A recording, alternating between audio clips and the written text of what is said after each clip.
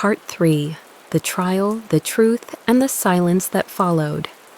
Previously in Part 2, we saw how police discovered Yost's frozen crime scene, his disturbing diary, and his eerie calm after the murders.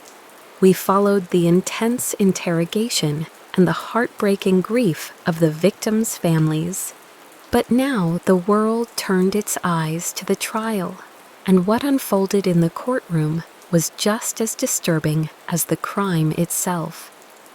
In January 2025, Yost Andres Moscera appeared at the Old Bailey in London. He wore a grey jumper, calm, composed, almost bored. The courtroom was filled with journalists, detectives, family members, and curious members of the public. But Yost, he just sat there, no emotion, no guilt. The prosecutor laid out the evidence.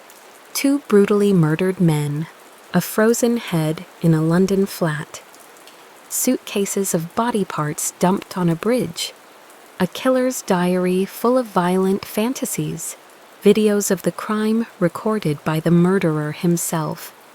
There was no doubt Yost had done it, but the question was why? Yost's defense team shocked everyone. They did not plead insanity. They did not claim accident. Instead, they said, Yost acted in self-defense.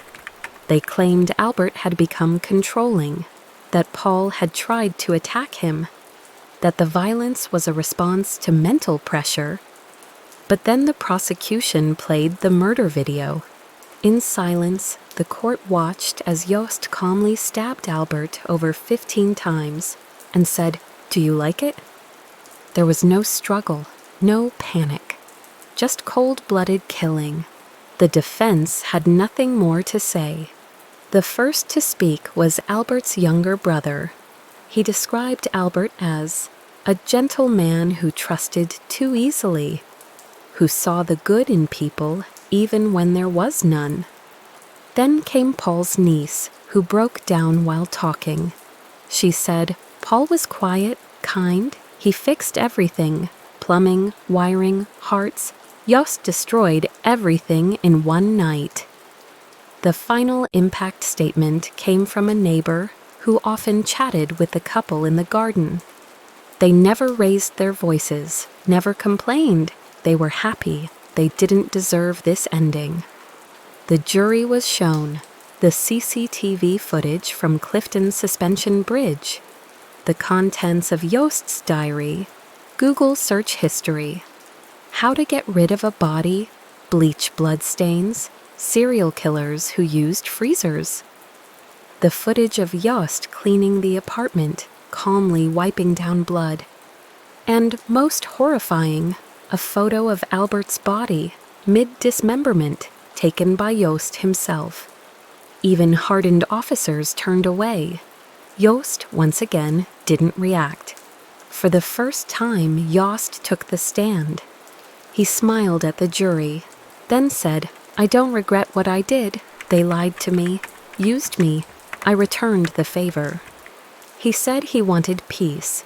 He called his victims burdens. He blamed them for not letting him live free. The judge interrupted. "Mr. Moscera, are you saying you had no choice?" Yost replied, "I'm saying I made the right one." Gasps echoed in the courtroom. Even his own lawyer looked stunned. It took the jury just 3 hours to reach a verdict. Guilty.